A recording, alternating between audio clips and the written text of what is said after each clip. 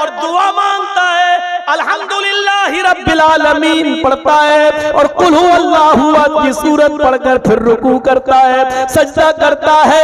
मेरे प्यारे साथियों, मुख्तसर नमाज पढ़ाकर सलाम फेर देता है। नमाज लंबी पढ़ाना चाहते हैं, बच्चे की रोने की आवाज आती है, रहमते मोहम्मद के अंदर जोश आता है, नमाजी को मुख्तसर कर दिया जाता है।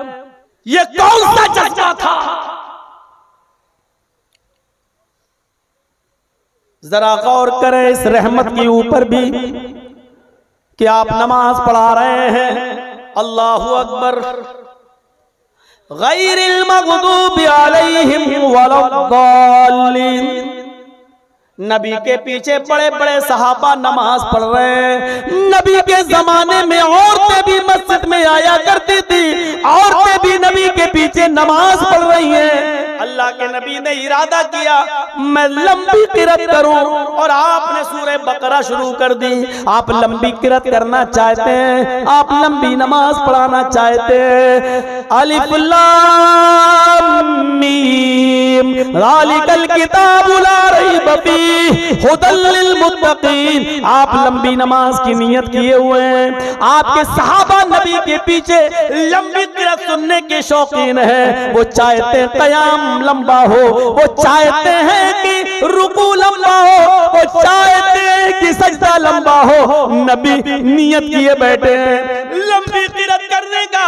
नमाज में किरत लंबी शुरू भी कर दी, पता नहीं कब खत्म होगी, पता नहीं ये रकात कितनी लंबी होगी। इतने में मुहम्मदुर रसूलुल्लाह के कानों में औरतों के मजमे से, पीछे लगी हुई औरतों के सफों में से किसी बच्चे के रोने की आवाज नबी के कान में आती है।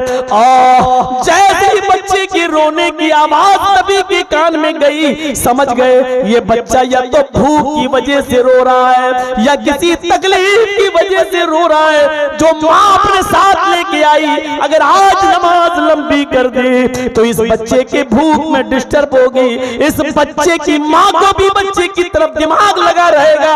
अल्लाह ना करे किसी बीमारी में कोई मुब्तला हो या उस बच्चे को क्या परेशानी हो।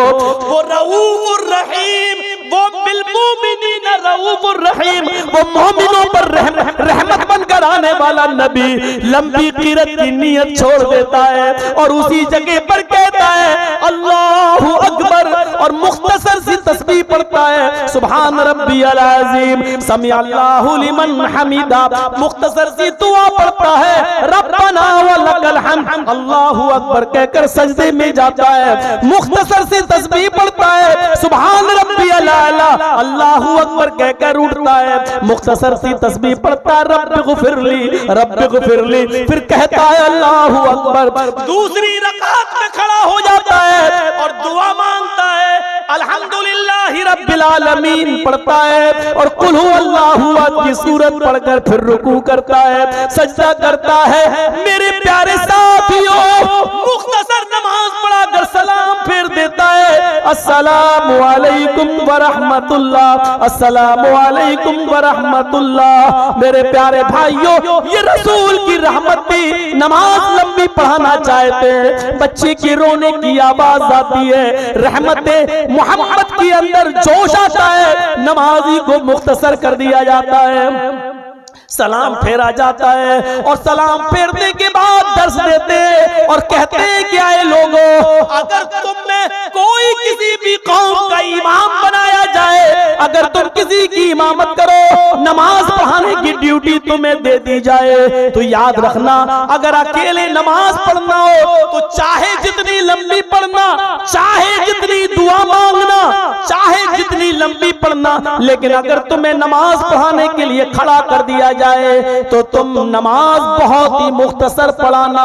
बहुत ही छोटी पढ़ाना, इसलिए कि तुम्हारे पीछे नमाज पढ़ने वाले बूढ़े भी होते हैं, तुम्हारे पीछे नमाज पढ़ने वाले कमजोर भी होते हैं, तुम्हारे पीछे नमाज पढ़ने वाले ज़ईफ भी होते हैं, तुम्हारे पीछे नमाज पढ़ने वाली औरतें भी होती हैं और बच्चे भी होते हैं। जब तुम किसी कौम की इमामत करो तो नमाज मुख्तसर पढ़ाओ, नमाज छोटी पढ़ाओ। इमाम कायनात बूढ़ों का, बच्चों का, औरतों का ख्याल रखते हैं तो नमाजी को मुख्तसर और छोटी पढ़ाने का हुक्म भी नाफिज कर देते हैं। ये रहमतुल लिल आलमीन की रहमत नहीं तो और क्या है? ये बिल मुमिनीन रऊफुर रहीम, मोमिनों के साथ रहमो करम का मामला नहीं तो और क्या है? नमाज ही मुख्तसर कर दी और हुक्म भी दे दिया कि नमाज मुख्तसर पढ़ो।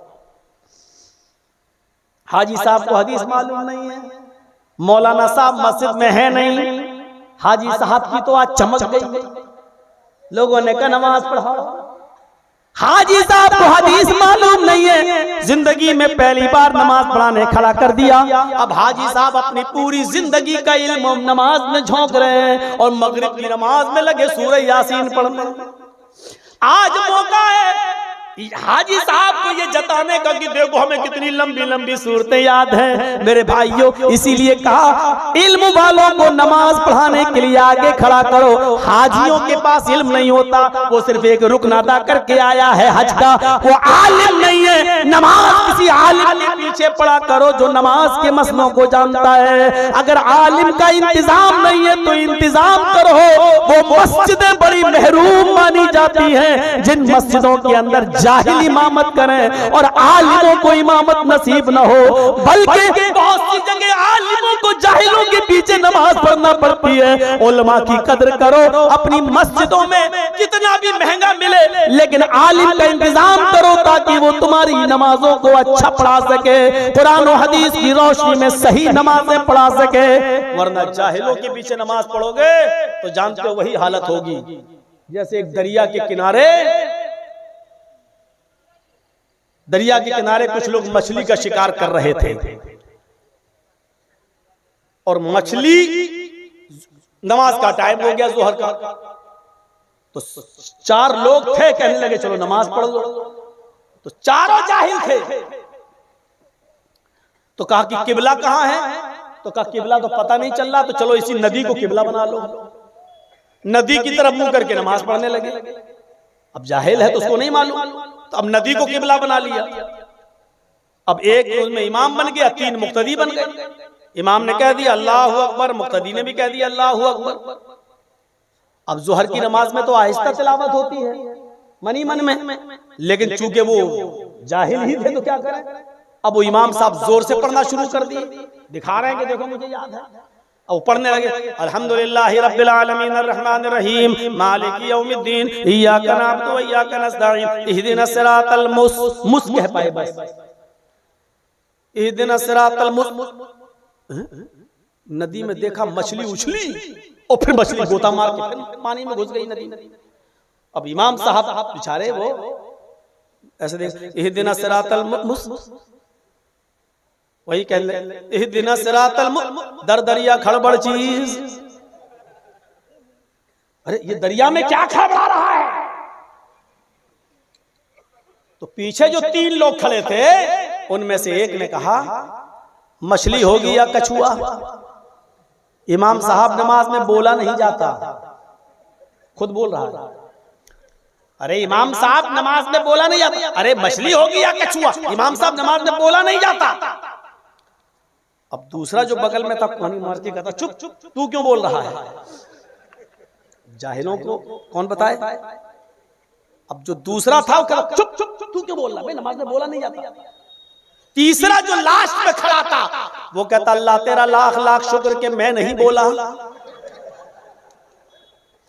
अब जाहिलों को इमाम बनाओगे तो नमाजों का यही हाल होगा। इसलिए उलमा को, आलिमों को आप अपना इमाम बनाइए ताकि वो आपकी नमाज अच्छी तरह पढ़ा सके, आपकी नमाज कबूल हो सके। वो नमाज के मसाइल जानता है। अगर जोहर में 5 पढ़ा दिया तो अब क्या करना है, जोहर की 3 पढ़ा दिया तो अब क्या करना है।